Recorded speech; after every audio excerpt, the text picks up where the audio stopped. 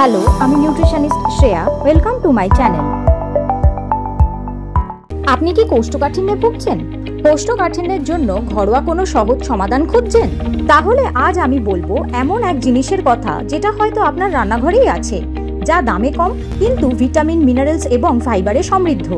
সেটা হলো আমলকির রস। 7 দিন খেলেই পার্থক্য বুঝবেন। কিন্তু সেটা খাওয়ার একটা বিশেষ পদ্ধতি রয়েছে, সেইভাবে এবং নির্দিষ্ট সেই সময়ে খেলেই বিষয়টা বেশি কার্যকর হয় এবং কোষ্ঠকাঠিন্য থেকে রিলিফ দেয়। আমলকি আমরা ছোটবেলা থেকেই খেয়ে আসছি, আচার, মোরব্বা কিংবা টক মিষ্টি ক্যান্ডিতে।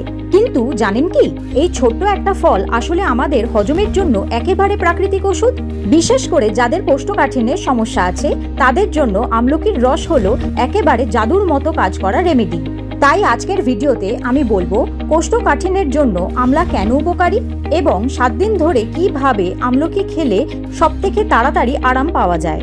ভিডিওটা এগিয়ে নিয়ে যাওয়ার আগে একটা রিকোয়েস্ট করব, যদি আমার ভিডিও আপনার ভালো লাগে তাহলে প্লিজ লাইক আর শেয়ার করবেন। আর আপনি যদি আমার ভিডিও আজকে প্রথম দেখছেন, আপনার যদি ভালো লাগে তাহলে প্লিজ সাবস্ক্রাইব করবেন এবং বেল আইকনটা ক্লিক করে রাখবেন ফর ফার্দার নোটিফিকেশন। পরে ফিরে আসি মূল ভিডিওতে। প্রথমে জানুন কোষ্ঠকাঠিন্যের জন্য আমলা কেন উপকারী। আমলকির রসে আছে প্রচুর ফাইবার, যা পেট পরিষ্কার রাখতে সাহায্য করে। এটা একটা প্রাকৃতিক হালকা জোলাপ, ফলে মলত্যাগ সহজ হয়। এটা পেটের হজম এনজাইমের সিক্রিশন বাড়ায়, ফলে খাবার সহজে হজম হয়। একই সাথে পেটের অ্যাসিডিটি ও ফাঁপা ভাবও কমায়। এবারে জানুন আমলকির রস কিভাবে খাবেন। প্রথমে একটা আমলকি টুকরো করে কেটে নিন। তারপর 1 গ্লাস জল দিয়ে মিক্সার গ্রাইন্ডারে ভালো করে ব্লেন্ড করুন। সেটাকে ছেঁকে নেওয়ার কোনো প্রয়োজন নেই। ফাইবার সহ সেই জুসটা খেয়ে নেবেন প্রতিদিন সকালে খালি পেটে। যদি আপনার খুব টক লাগে তাহলে অল্প সামান্য মধু মিশিয়ে নিতে পারেন, তবে এটা একেবারেই অপশনাল।